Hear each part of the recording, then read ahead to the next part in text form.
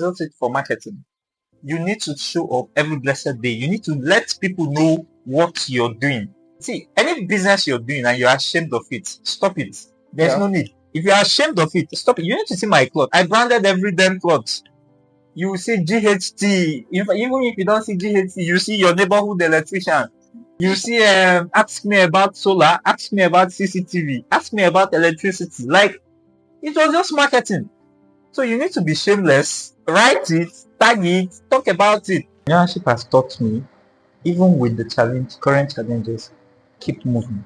You don't sleep on failure. We should stop wasting the whole time looking at how it happened forward.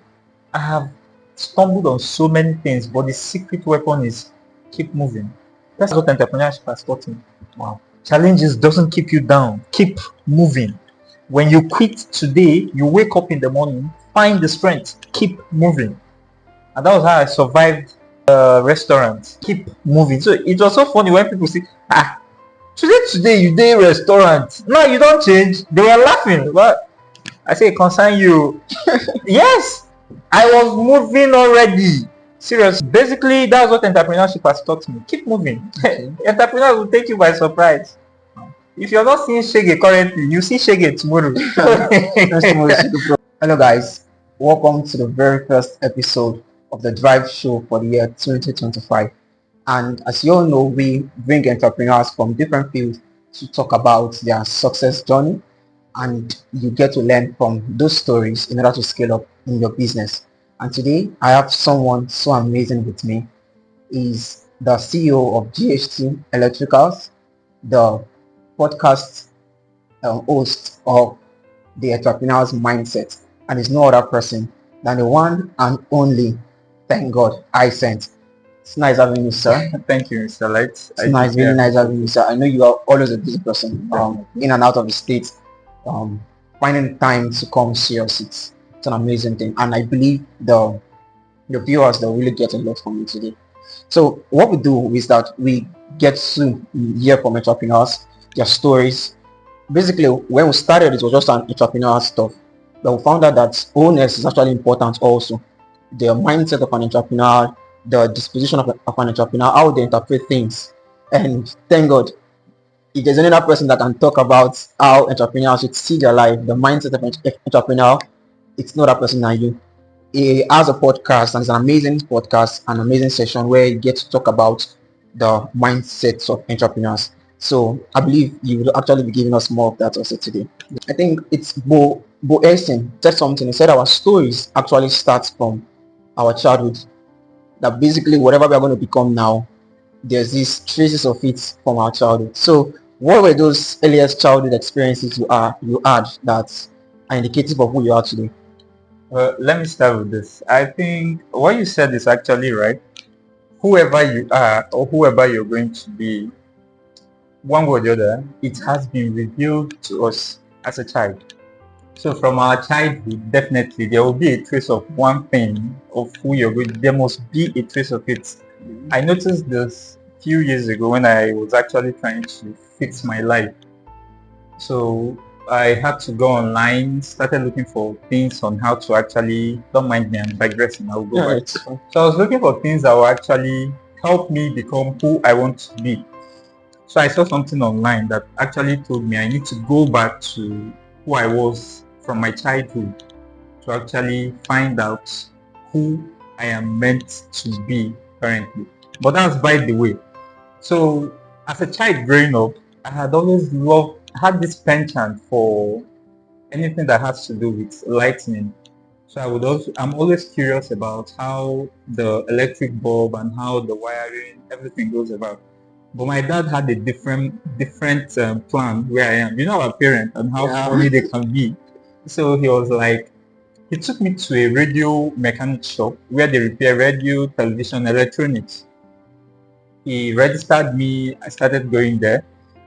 But I didn't stay long. But later I found out the reason behind this. He said the reason why he took me to the radio mechanic shop was actually to, when I finish learning, I can go down to Lagos, buy old TVs, sports radios, and bring them down to the north because we were staying in the north those days. bring them down to the north, then get to repair them and resell them. Those were my father's dream for me. But funny enough, the electronics were a bit complicated for me at that stage. So I didn't find my way around. So I quit. When I quit, I raised the talk of going to learn electrical wiring. Trust my dad, my African parents. He refused. He didn't pay attention to me, but I was able to convince my mom, and my mom actually took me to where I would go learn electrical wiring, and that was where the whole vibe started from, and I was able to follow up this passion as a child. So from there, the technical school and to school and co. That was how I pushed through with the electrical space. Who I am today, coupled with everything, you can't really tell I'm basically in the electrical space. No, I'm more of an all-rounder. I've got some other field that made me who I am today, apart from the electrical sector. So, and two things actually happened to me as a child growing up. One was just me following my passion as an electrical person as a child. Then secondly was after secondary school. I was this young boy who was just trending, following trend, trying to meet up with life. I had no reasons. Like I'll wake up and I just want to be with friends, like go around. Just I don't have any goal, no ambition. I'll just wake up, dive on with my friends here and there.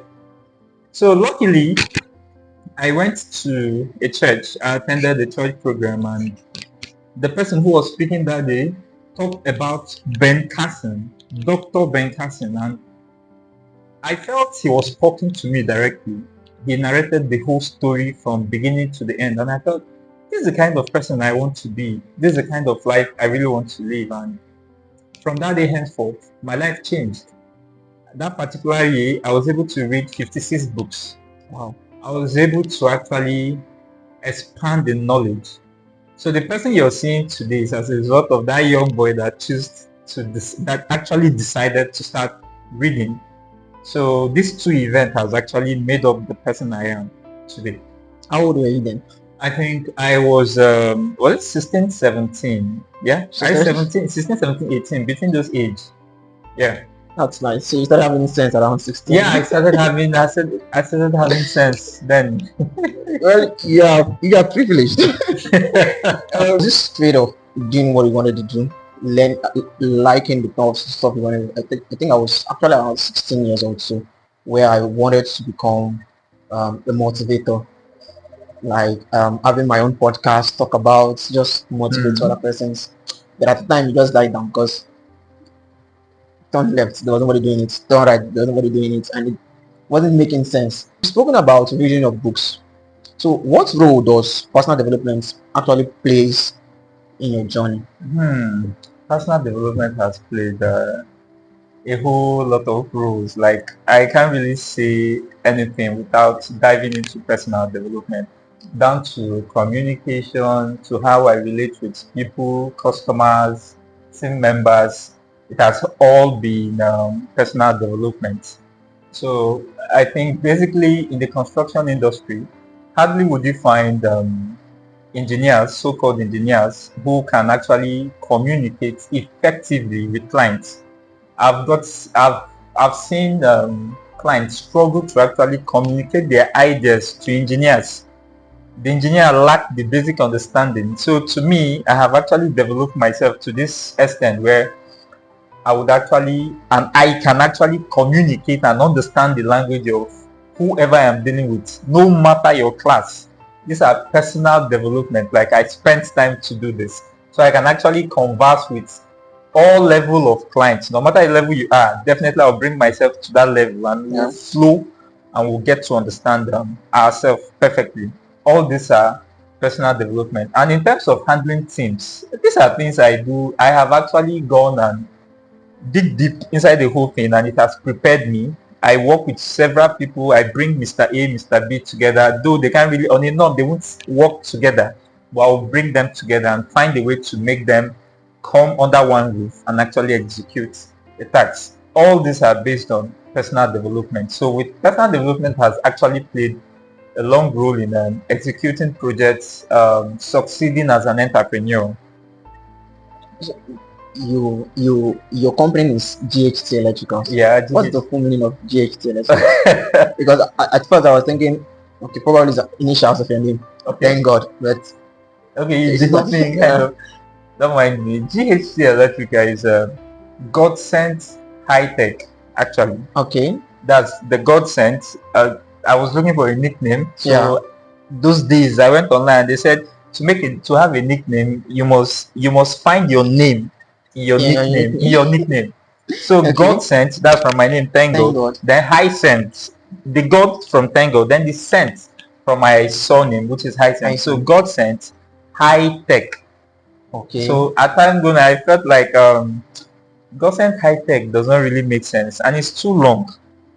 Why don't you find an acronym? So I met somebody who has an acronym to his own name. That was how I came up with GHT Electricals. Wow, that's Yeah. nice. So, is this your first business? No, no, no, no, no. When This is did not you, my first. when did you begin this? This podcast, this is becoming interesting.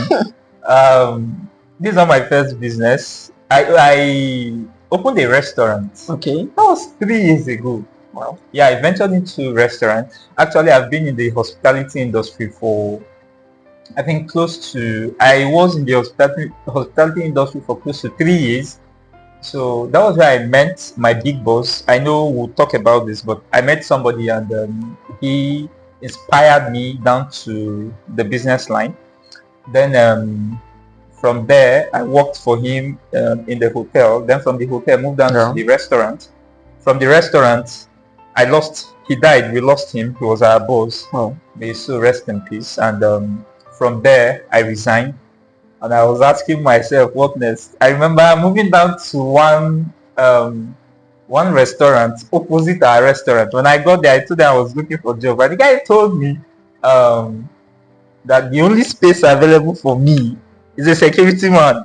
What? I was a supervisor from my previous restaurant. I just concluded there is no way I was going to do this. And I just concluded I made my first million then. So I said, let me just dive into opening my own restaurant. I understand everything about running a restaurant. So I went on, had my friend who we agreed we're going to partner along the line. Within the space of 9 months, I lost the business and my money. Wow. So I started life from 0.0. There was no naira attached to my name. So I lost it. So this is my second business. You lost everything. I lost every damn thing. Okay, now so seeing that now you are succeeding in this second business, second line of business you are doing, what were the mistakes you made that you feel entrepreneurs are actually making now? Okay. I think well, mistakes I made. One was this. The first one was entering into a wrong partnership. Okay. Not really wrong per se, but it was not really defined. Partnership that was based on words, not really written, and I was to invest the whole of my money. Then along the line, my second partner will bring his own part of the money. I was quite novice, so that was the first mistake I made. And second mistake was the site, the location actually matters. So when I was choosing location, I was actually working based on what was on my head, not really what people actually want. I came with a nice concept. I worked in the restaurant I worked in before I resigned were well known in the whole of Owerri. So I took the same concept and brought it out, but in a wrong environment, and I didn't take marketing seriously. Then I think for now, these three, I can really point hand and say there are so many other things, but these three were the whole thing I was looking at, and currently I'm trying to do it in a different way completely. So anything I'm doing in this current company, there were things I didn't do or things that failed before. So I'm trying to redo them and do them right. Okay. Of recent, I was looking at, we're considering getting an office space. So somebody recommended an environment. I was like, no. It's not gonna work. I see a lot of entrepreneurs. Like, you have the money, you have the fund. Why would you choose to go open the store in your local environment? have you really calmed down to look at the whole thing? So because of my previous experience, Yeah. I rather pay ₦1,000,000 to open a store in an open environment or in an environment that has a walk-in customer, Yeah. than opening a store, than paying 200,000 naira to open a store where I would have to look for customers every blessed day. I don't know if you get. I'm not saying I'm not going to look for customers when I open in the other place, but it is fine for you to open where you have walk-in customer. It's a two-edged sword. It's an advantage. You run your ad and you still get people walk in to buy from you. Okay. So my previous experience has really taught me a whole lot that I can't really pour. But these three things are key. Okay. So your location actually matters, and the kind of people you choose to do business with matters a whole lot. Then also take marketing seriously. Okay, let's dive in a bit into marketing. I know when one of the things that actually killed a lot of businesses, especially startups, it's marketing. How do you position yourself in the market space for you to? And it's not. I was talking to someone and she was like, in my space, we have a whole lot of persons doing this particular thing. So how do you stand out? This is key. I think the sky is large enough for 2 birds, 4 birds, 5 birds to fly. But you just have to look for a way to do things differently. As a child, I do have this picture of myself wearing suits. Okay. You understand? In this suit, I'm in an organization working as an engineer, but I was putting on suits. Then I will go to the field, to the site. When the people in the site can't perform, I will see myself taking off my suit to wear overall, then do the job myself. So in terms of marketing, how I break through in terms of this is actually coming out to give people a different mindset entirely. I'm not trying to do what everybody is doing. Not at all. We have a whole lot of electricians, and I get annoyed when you call me electrician. When I was starting, you could actually do this, but you don't call me electrician. The point is this: marketing is an act of seduction. You need to look for a way to seduce your clients. So I've always promoted doing job for premium clients, and my jobs, all our jobs are premium jobs. I go online, I change my profile picture to a certified electrical engineer. In the sites, I and my team were always on overall. Currently, I don't wear overall again. I go on because I go to supervise and actually see things. So rarely, on few occasions, you see me on overall. But currently, I don't really go to site to work because we have people who are doing that already. So my marketing approach was being on full regalia, somebody who knows his onion. And when I get to the site, I make a video telling people the in and out of what we are supposed to do. And at the end of the day, I post it. You see me online talking about electrical, talking about the dangers of using poor technicians to do your job. Okay. Telling you about fire. Like, come out, and I owned the craft. You need to see me 2 years ago, 1 year ago on Facebook. Those were the things, my message. That's just everything revolving me. If I just step out, everybody will be like, I'm seeing your post on Facebook. I say, oh yeah, I'm not surprised. That's the idea. Yeah. So I kept on preaching and preaching and preaching, and there was a breakthrough. So already people know that this guy knows his onion already. So I don't need to sell it out. Although there are still people who are doing what I'm doing. Yeah. If I got to the point, I had to increase my fee highly. You see people come out, they'll do this, like they'll do it comfortably, do it for a very cheap price, but I'll come out with a high fee without shaking. Why am I able to do this? I've established authority in the field. So people have not seen you sell what you're selling, but me, they've seen me 247, even if I don't know the job, but they've seen me online 247. I've been trying to preach and preach and preach to everybody. And because they've seen it, they feel I know every damn thing about it. Yeah. So they give me the job. And that's just it for marketing. You need to show up every blessed day. You need to let people know what you're doing. See, any business you're doing and you're ashamed of it, stop it. There's no need. If you're ashamed of it, stop it. You need to see my cloth. I branded every damn cloth. You see GHT. Even if you don't see GHT, you see your neighborhood electrician. Yeah. You see, ask me about solar, ask me about CCTV, ask me about electricity. Like, it was just marketing. So you need to be shameless, write it, tag it, talk about it. Go on my WhatsApp 247. I barely celebrate people's birthday. In fact, they were shouting at me recently. Go on, you'll see it 247. I preach it. So one way to break through your industry in whatsoever you're doing is preach it. Turn to a preacher. Go ahead. Tell everybody about what you do. Take shame out. Sell it. That's your edge. Yeah. Wow. Wow. Okay, that's amazing.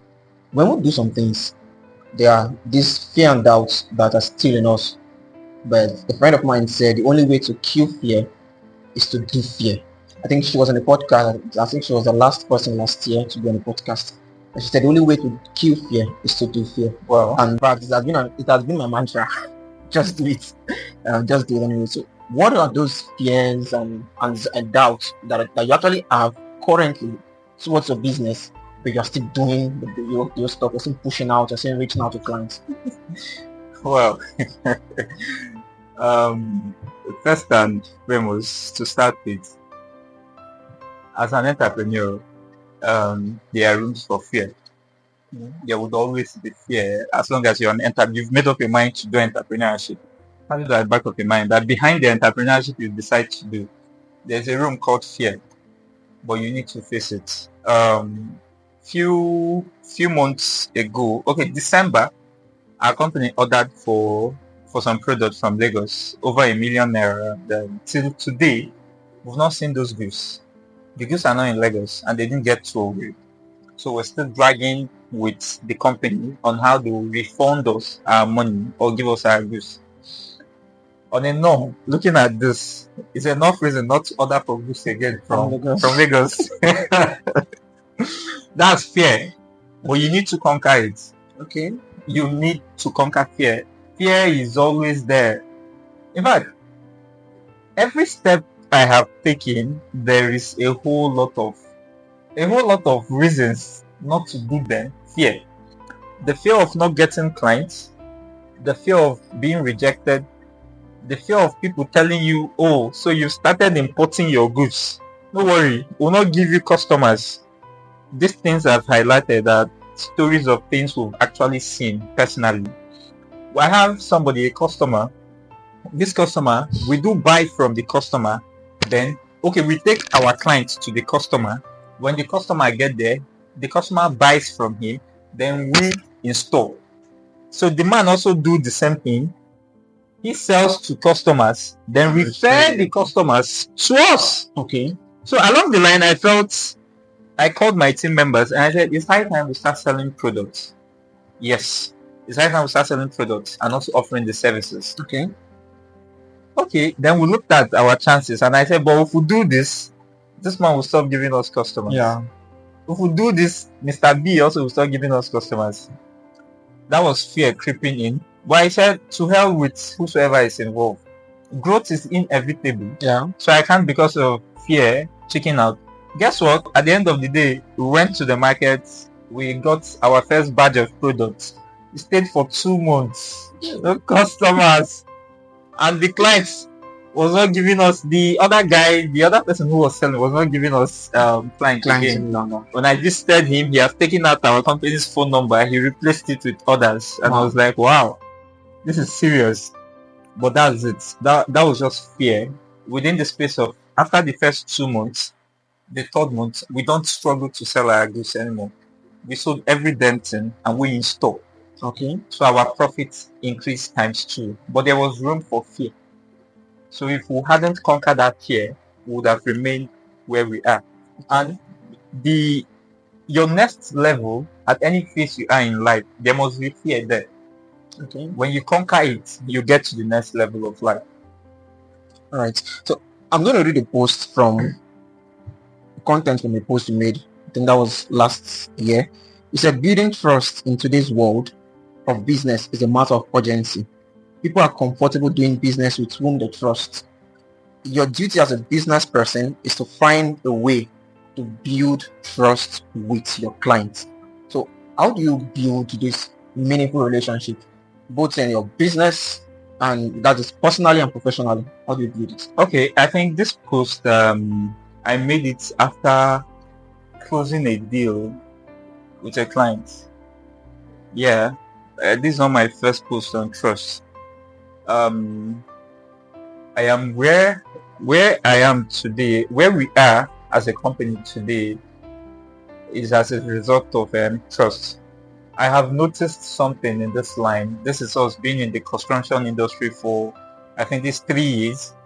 I've noticed that relationship is the bedrock of business and building trust. A client contacted our company. Somebody referred our company to a client, and when we got there, he said we should supply 5 smart cameras for installations, and we agreed that we're going to supply these cameras. He now said after supply, he's going to pay. I told him, okay, no problem, we'll do that. I went back. I had no money. We're just coming up. That was a few years back, and there was no money completely. So what I did was I reached out online to a few friends, and I said, okay, give me, I need 50k, I need 100k, any amount you can give. If you give me 50k, I will give you 5k. Within the space of 3 hours, you're going to get extra 5k added to the 50k you give me. If you give me 100k, you're going to get extra 10,000 naira added. Luckily enough, I was able to raise up that money. I rushed down to where I will buy the material, procured, supplied, and the client made payment. Then I went back to edit these people. Where am I heading to? Building trust. You've got to learn how to actually put yourself in line for people, making them understand that you're actually staking yourself for them. Making your customers understand you're going extra miles for them. My friends, I made them understand that I'm going extra miles for them. In fact, I brought value first on the table before they were able to bring their value. And immediately I delivered, there was a trust. My customer also, immediately I delivered that goods to him, there was a trust. Even till today, he still refer us to other persons. This is not the first. December, okay, this post now, let me go back to this post. I met somebody in December. Somebody referred our company to us. We did business, and after the business, he called me again and said he wants to install solar in his house. And the money was quite large, and I was like, okay, but he said he don't know me. That okay, but before the solar project, I brought him goods worth 300k to his house, did the installation before he paid, without me moving, like completely. I showed him I could trust him with my goods without worrying, and at the end of the day he paid me. So this time around, when he called me, I was talking about trust, and I reminded him, but I brought my goods to your house now without checking. And he said, yeah, it's true, that what will happen is this: he will commit 50%. When I buy the materials, bring them to his house, then he will commit another 20%. Then after the project, 20%. And I said, fine, it's okay. All I needed was a window, and he did. In fact, I even went ahead, I supplied all the materials. Then he committed the other 20%. Now we handled the project. So in essence of building trust, you need to be trustworthy. You need to show record of what you've done. And you need to actually commit yourself to those people you want to build trust with. In a friendship and a relationship, even relationship, you need to actually bring in value. You bring something to the table. And just to add up, in a circle of people, friends and individuals, as long as they are people of value, I always want to bring value first to the table. I hate coming to any gathering, any table of value empty. I hate it. So any gathering, any circle I am in, if I'm not contributing anything, I'm leaving. I must bring value to the table. That's the bedrock of friendship.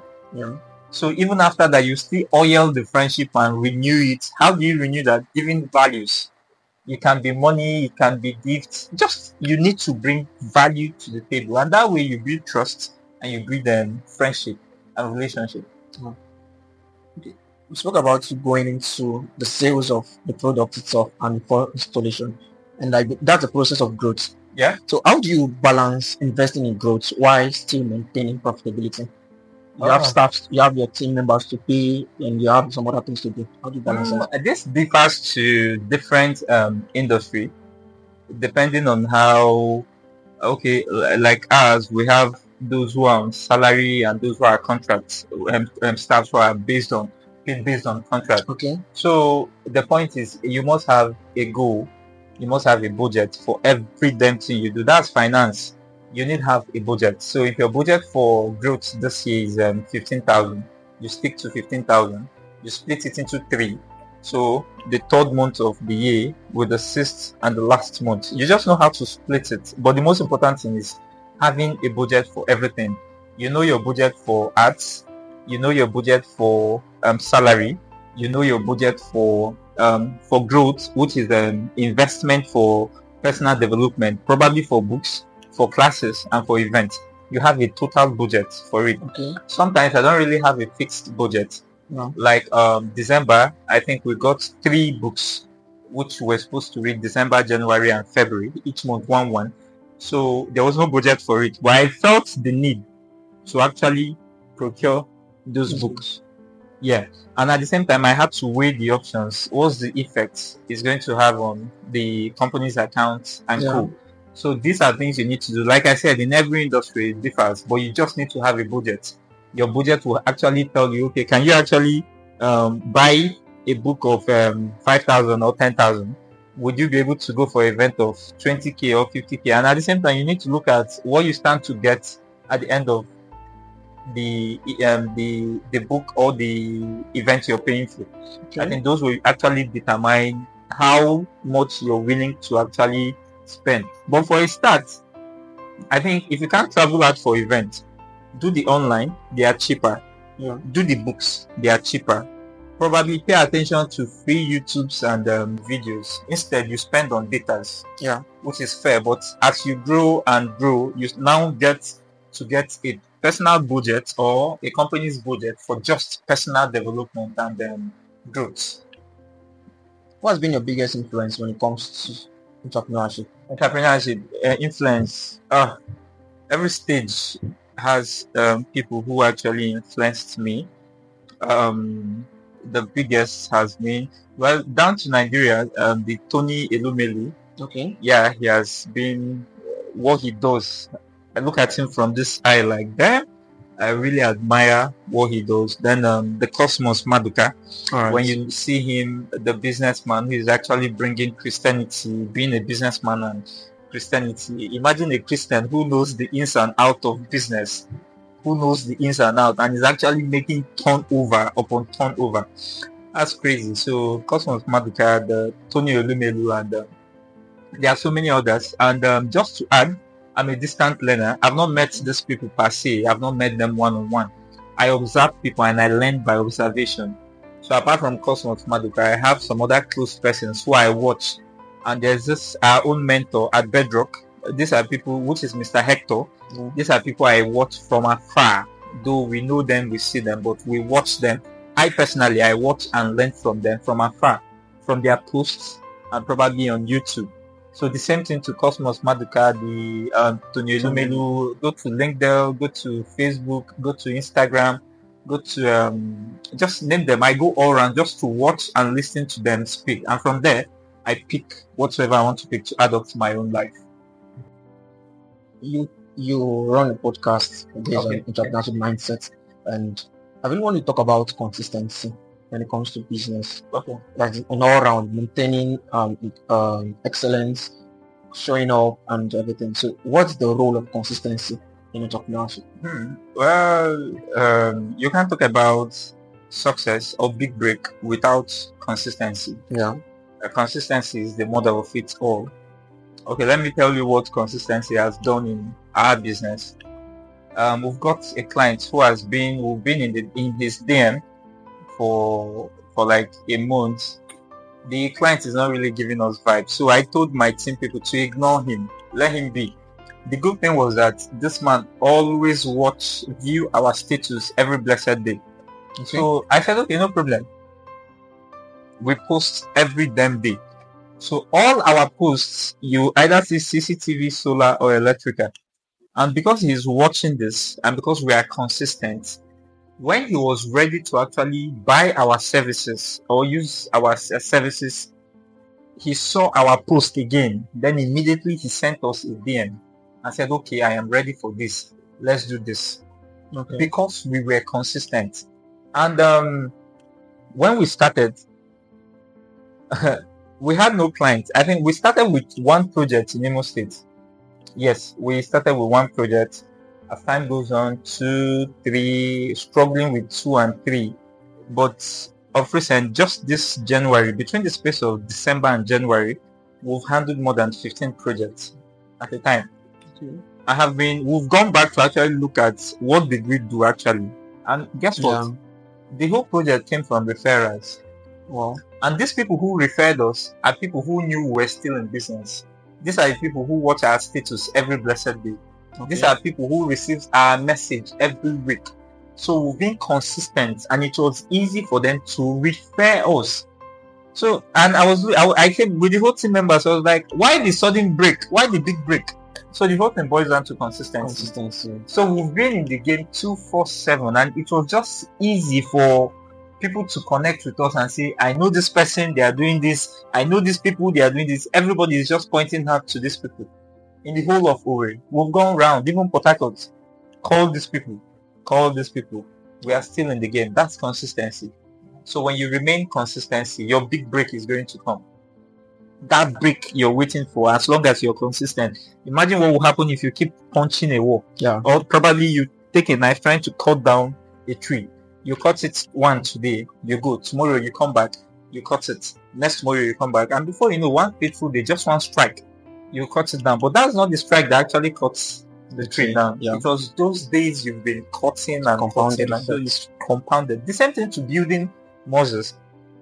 The same thing happens. You keep on going to the gym every blessed day. You don't see the improvement. Yeah. You don't see it immediately. It will take you 2 years, 3 years, and 4 years before you now start seeing it. And people will be like, how comes? Like everybody will start asking, how comes and why? Yeah. Without knowing that this is not your first time, it's not today. You've been doing this for over 2-3 years. The same thing with business. Whatsoever you're doing, you just have to keep showing up on it every day. Keep talking about it. Keep doing it. Looking for ways to rebrand and innovate. That's just it. Consistency. Let me ask you. You made a post recently. Entrepreneurs are not born; they are made. Obviously, there's no entrepreneur that hasn't been born yet. So, can you just expand a bit on that? What does it mean? And I wanted to put it in context also with the fact when you made mention of being an entrepreneur is a difficult stuff. It's not just an easy road. It has to do with learning and relearning. So, well, to start with, I will go into why the whole being an entrepreneur and being born entrepreneur. But first of all, I think I need to let the young people out there, I need you guys to know that I know everybody is going into entrepreneurship because you need immediate return, quick money. It doesn't work that way. That's why I said entrepreneurship is damn difficult. Like, it's very hard. If anybody has told you otherwise, it's a lie. Entrepreneurship is hard. It's hard. Like, right from the day you made up your mind to become an entrepreneur, it is damn hard. Completely. Talking about paying bills, talking about growth, talking about running business, paying custom. Like, it is hard. Completely. It is hard. I'm not saying you can't do it, but it is hard. So quit the mindset of when I go into entrepreneurship immediately, I'm going to make money immediately. It's a lie. If you're lucky enough, you find your feet in 6 months. yeah. If you're lucky enough, in a year. If you're not lucky enough, 4 years, 5 years, you're still pushing. But entrepreneurship is hard. Then down to the talk of entrepreneurs born. I was actually looking at my story, my own personal story. I was actually looking at the whole thing.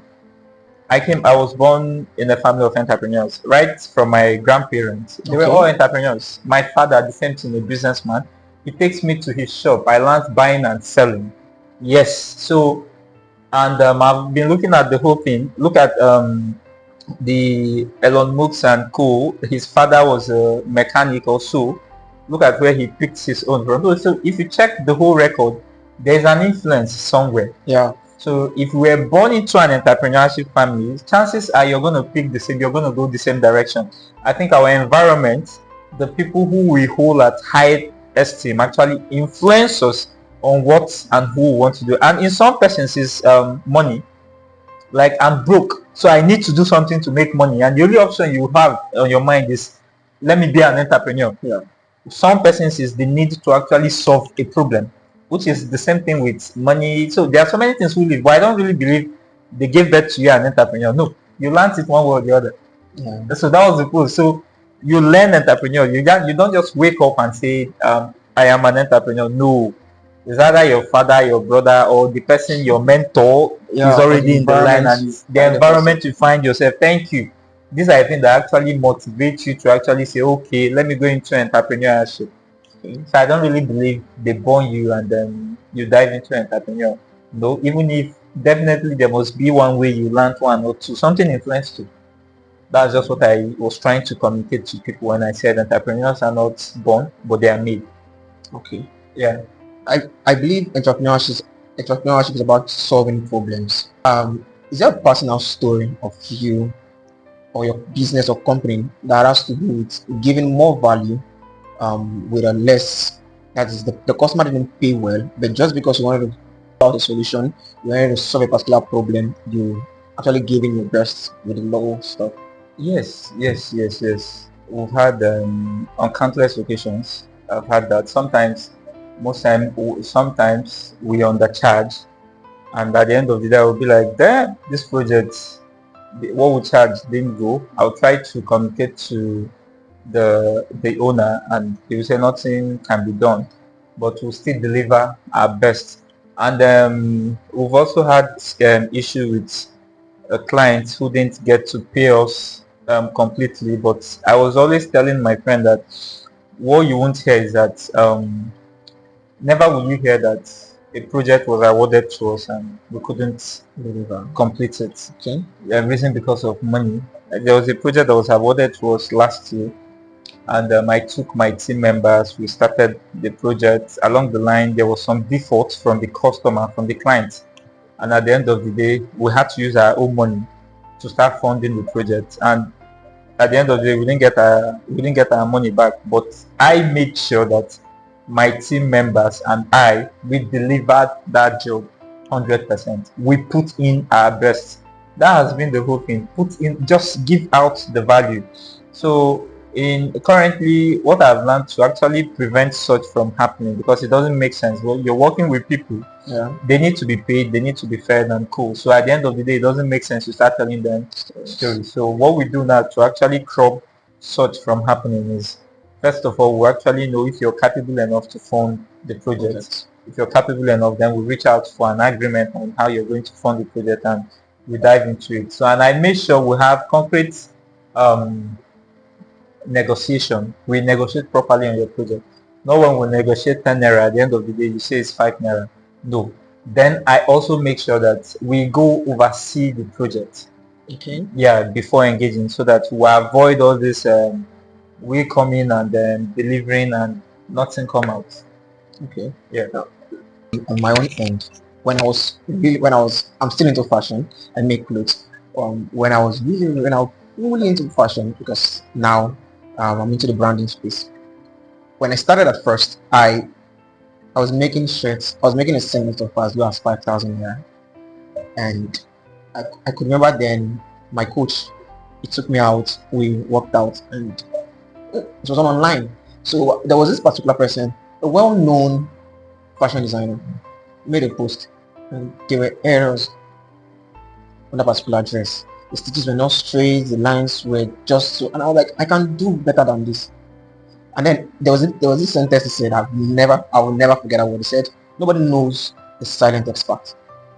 Nobody knows the silent expert. Just like what you said, go out, preach the business. Now, funny enough, you would think I would come back to increase my price from 5,000 to probably 35,000 or 70 or 100. I was in that 5,000 for about 2 months, and 2 months, and there was this change in mindset if I could break through. So I want you to talk about that mindset, how to change from that limiting beliefs to the belief that I'm good enough, I'm worth being paid this amount. You made mention of you hiked the price. you know the worth of the service, you know you're going to deliver very well.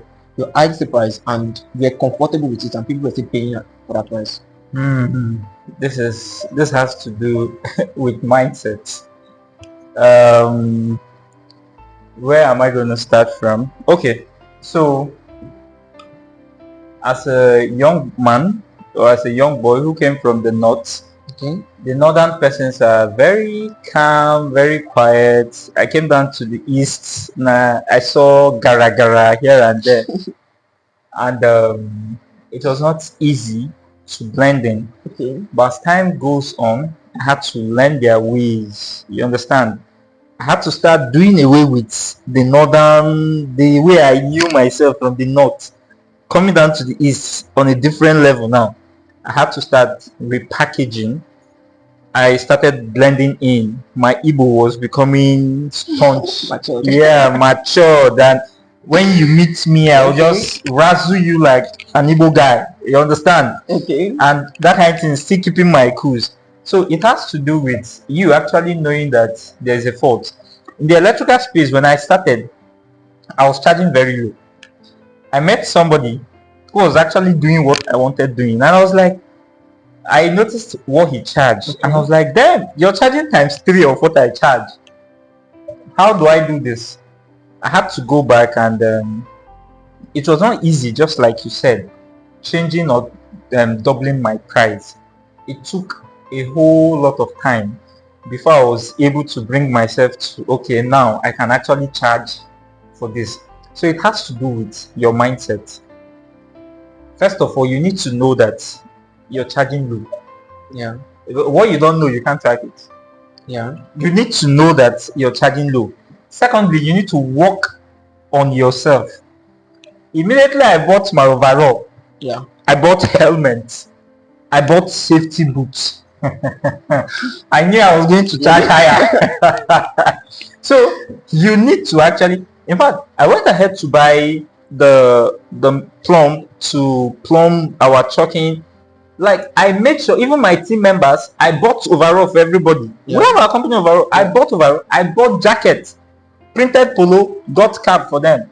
After doing all of this, we won't appear in your site. Then you pay us 5,000 naira, man. No. You've got to look at like who you want to be. That money you want them to pay. You need to present yourself to be equal to that level of that money. So you're going to transform your mind. Actually, it's an inside job. You need to start seeing yourself as that person who is capable enough to receive such amount. And apart from that, you need to equally bring yourself to the standard. Okay. Yes, you need to bring yourself to that standard. Take yourself from this level to this level where you want to be seeing yourself, where this payment is. Take yourself to this level, and that way, by so doing it, you're going to transform your mind, actually making yourself believe. And one way to actually transform your mind is, for me personally, is I visit people who are actually doing that thing I am doing, but in a bigger way. Yeah. Pictures. That I visit you, I go to your space, I spend time with you. That period while I'm spending time with you is the period of me actually bringing myself to accept that it is possible. I learned how to ride car quite early. My friend taught me. So when we went down to Port Harcourt, one of our clients brought out his car. He said, I should take this car and just drive around Port Harcourt and see what we're going to get. We drove, and I was just cruising the whole thing. It was making sense. Car was just so perfect. When I came back, it was easy to actually say I'm going to buy a car. Like, it was just so easy for me to say I am going to buy a car. When I wanted moving out from a small apartment to a big apartment, I visited a friend. And you know the kind of friend I visited? A friend who has solar as a backup power. Okay. A friend who the house is well fixed and furnished. A friend who cooks. There was food in the fridge. I did this intentionally, not because I was hungry. No, I wanted to transform my mind. Yeah. You understand? I wanted to have a first-hand feeling of how it feels. I went to the house and I enjoyed every bit of it. I enjoyed it completely.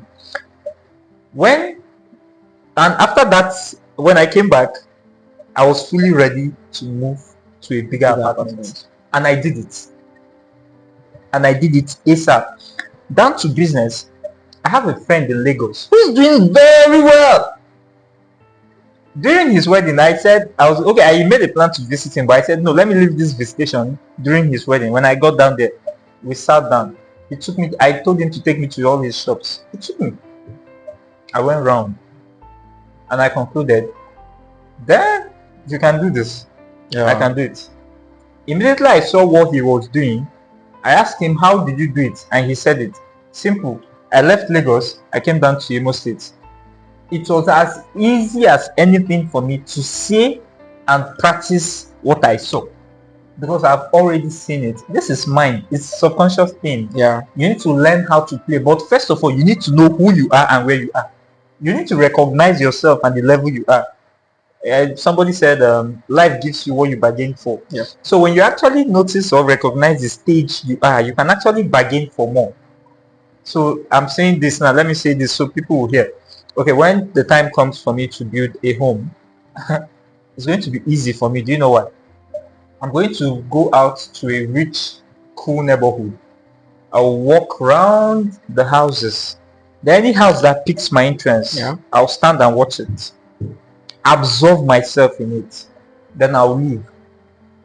When I come back, I'll beat my hand on my chest and say, I'm going to build that house. Wow. So that's just how it is. Work on your mindset. Know where you are at the moment. And if there's anything you need to do to help you, do that. If it's mean getting education, I didn't even tell you. I had to take courses online on electrical safety, just to advance, to just step up. So you need to actually learn what you need to learn, know your onion very well, transform your mindset, visit people who are being big already. That way your mind also will be acquiring to do big things. Okay, that's nice. Like I said, when I started, it wasn't easy for me to scale up. There was something the college director did. There's a program we might go for in Port Harcourt, Joint Summit. It's coming up this year again anyways. So I just finished secondary, the iron station. I just graduated, waiting for service. Come back home. But I knew there was more to my life than I knew. If I should just go back home, it was going to be just business as usual, no growth and nothing. And at that point, I believe the prayers of my heart were just being answered by God. So I found myself in this community, the Greenfield Nexus. Then what happened was that the college director took me to Port Harcourt. That was my first time. My second time going to Port Harcourt, but the first time I stayed over. I think I stayed for about 3 days or 4 days in Port Harcourt. And then it took me I stayed with a guy. And his place was amazing. He's married now. His place was amazing. And for the first time, it occurred to me that it was possible for someone to be young and rich. Thank you. It was possible for someone to be young and have a car. It was possible for someone to be young and employ people. And then it dawned on me that, and that's at that point I was not comfortable in my state. And immediately I looked behind him, and the college director always say read books. It didn't make any sense to me because there was no picture. Like there was no picture of who do I want to become. Someone said something, said you cannot improve on something that does not really exist. So there was no picture. I wasn't seeing anything when college director took me there. And then when I got back to it, I asked him, why did you take me there? Why did you allow me? He said, because I know if it was, you could have lodged. He said, no, it was because of the pictures. And that was the first time I started changing my mindset about, okay, it can be this. I can really start up this. I can really do this. And God's so kind. Every year since that year, every year I've been going to Port Harcourt. And when I get to Port Harcourt, when I get to Port Harcourt, I always like going to that place, the Modve community, because you see young people doing amazing things. And you be like, wow, so this is possible. And I'm like, okay, so I can do this, I can do this, I can do this. When I started this podcast, it wasn't easy. Okay, if I should keep on waiting for I get a big camera, I get the good lights, and no, it won't work. There is someone already doing something like this, right? Okay. What is it doing? How can I start it? Well, now, okay, you have a team you work with that works with you, and you work with them also. What have you learned from building a team, and What do you look at when picking people to be in that team? Okay, I have people who I work with who work with me, and I can tell you this for free. Whenever they meet anybody, they tell them, I enjoy working with Oga Thank God. Yeah. I grew up learning under people, and what I'm doing currently is what I didn't enjoy. Okay. You did to I experienced when I was working with you. Mm. I try to do it differently to these people because I feel they are under my shoe, feeling the way Yeah. I felt Felt at that then. time. So one thing I look at for is you being teachable. You must be teachable, and you must be creative. Like you must be ready to take action in my absence. Okay. Okay. I don't like people dependent on me. I give Calling. people power. Right. You understand? I come to the site with the whole thing on my head. I say, oh yeah, you people should come in. Tell me what we are doing here. Everybody start pouring out here and there. And I say, oh yeah, tell me. If you don't get it right, I come in and I say, okay, we'll change it a bit like this, slightly like this. There's an issue here. Okay? What do you think we should do? You're calling me like I should give you solution, but I'm asking you, what do you think we should do? Okay. So this has been the way I lead people all this way. So I give people the room to actually express themselves. Alright. Be who you are. I won't just take you and you'll be doing like robots. If Oga say go, you go. If Oga say come, you come. Bros, if I say come, don't come, but have a genuine reasons. Yeah. And I will understand it. Perfect. So when we are doing projects, that's one thing with project. Obstacles are always on the way. So sometimes I won't be in the site. I expect you, the person I put in charge, to lead everybody there. So all of you put together, come up with an answer concerning this. So people who are not really smart per se, the issue with having smart people is at the end of the day they want to replicate. They will steal your idea to another place, but you're not scared of it. Yeah. Having people who are smart and also people who are creative, people who also want to build their life. You understand? Right? These are the people I really look out. Now, just two questions before we go, so you can run along. The first question is, what have you learned, your journey of entrepreneurship? What has it taught you so far? What have you learned? The journey of entrepreneurship has taught me a whole lot. Basically, one thing I've learned is challenges are part of life. We can't do away with them. You see name them, the fear, the doubts, the difficulties. You wake up, one bad news, you go to bed, they are all part of life. And the only way to live this life is to live prepared. So whether challenges doesn't come, just be prepared for every damn thing. And live your life to be actually ready for challenges. So even as I step out now, there's nothing happening. When you call me on phone and tell me something happened, you won't pull, my leg will not go off. Yeah. I think I have built, entrepreneurship has taught me to build shock absorber. Okay. So I can wake up today and you tell me the saddest news. Yeah. I'll find my way out of it. Secondly, the ability to keep moving despite challenges. Yeah. These two things for me, they are very important because this is how life revolves. So entrepreneurship has taught me, even with the current challenges, keep moving. You don't sleep on failure. We should stop wasting the whole time looking at how it happened. Forward. I have stumbled on so many things, but the secret weapon is keep moving. Yeah. So personally, I don't like dwelling in the past. It messes my head up. That's where you see the whole gym, the whole books, the whole here and there, juggling up so many things to keep moving. That's just it. That's what entrepreneurship has taught me. Wow. Challenges doesn't keep you down. Keep moving. When you quit today, you wake up in the morning, find the strength, keep moving. And that was how I survived the restaurant. Yeah. Keep moving. So it was so funny when people say, Today you dey restaurant. Now you don't change. They were laughing. But I say concern you. Yes, I was moving already. Yeah. Serious. So basically, that's what entrepreneurship has taught me. Keep moving. Okay. Entrepreneurs will take you by surprise. If you're not seeing Shege currently, you see Shege tomorrow. Next tomorrow is the Pro Max. So entrepreneurship will just hit you. So you just keep moving. Challenges, problem will come.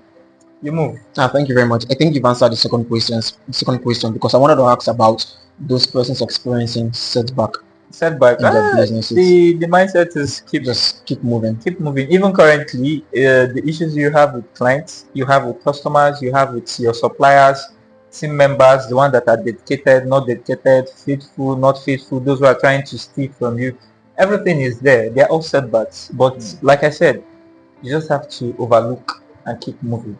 Anything that will just deprive me of my progress, my growth, and peace of mind, you don't really want it. I won't give you the power. These are one of the things I learned from Nelson Mandela. I didn't mention him from people who influenced me. I read his book a few years ago, Long Walk to Freedom. And his patience, his calmness, actually, these were one of the things I picked from him. So anything that will actually steal this thing from me, no. I just look forward. What is next? That's just it. What is next? And as my name implies, thank God. So far so good. It has been my bedrock. Thanking God and being grateful every damn day. Okay. Can you just talk about this because I think I saw a post of you made mention of you going through your gratitude journal. Okay. So what You know, how has that helped personally and how has it helped your relationship with others, your relationship with God and in your business? Can you just wrap it up in 2 minutes? Okay, let's see what we can do in 2 minutes. Okay. I think in thanking God, whether it is well, it is not well, problem solved. It means I could actually go to bed and sleep. Yeah. Because I have thanked God for the situation. So I do something we call gratitude journal every day. So every blessed day I write 1 or 2 things I'm grateful to God for. Wow. Yeah. I think even this podcast, I have thanked God for this podcast in advance. Okay. So even there are things I'm yet to get. I've written it in my gratitude journal already. Thank you for this and this. I have received them and they are supportive to my growth. So this is just me and this gratitude for me. I think when you thank God or when you're grateful, you open room for more. So many other things. I was hoping for a few years ago, was it early last year, I was saying we need a 10 million naira project. I kept on saying we've gotten it, and along the line we hit it. I'm not surprised. I've said it. And besides, that's how the universe works. The whole things are there. You just have to claim it and bring them to yourself. So for me, my name is Thank God, so I'm not surprised. So I even do, for me, instead of saying go and pray, tell me to go and thank God. Sometimes I think that's the way I actually connect to God the most. And I think that's the way my prayers have been answered. That's just my way for me, just gratitude and thanking. Okay. Well, the thing is, a lot of persons don't really know that Thanksgiving is still a part of prayer. It's a spectrum of our priesthood, and that's what people don't really understand. It's easier to call the prayer warriors, but when you call Thanksgiving warriors, like the battles have been won in time past. Seriously, by giving thanks, just by praising God. And I think that's one thing we also need to imbibe in our hearts and in our culture as a norm. That's ability to thank God. All right, Mr. Thank God, thank you very much for coming around. Thanks for being on the show today. You've been a blessing to viewers. So where can we find you, your social media handles? Okay, on social media handle, my personal page is on Facebook, on Instagram. I think Facebook and Instagram, that's where you actually find me frequently. So just search Thank God Hycient. Thank God Hycient. You're going to find it there. And for anything relating to our business and what we do, go at GHT Electricals on Facebook, on Instagram, and then on TikTok. at GHT Electricals. Right, for your solar installation, for CCTV, CCTV, electrical, electricals, trainings, and sales. trainings, you Yeah. get the best. As long as Nigeria is concerned, you get the best. So thank you very much for coming around, and it's a privilege. All right, till see next time. Don't forget to subscribe to the show and put on the notification button. Cheers. See you next time.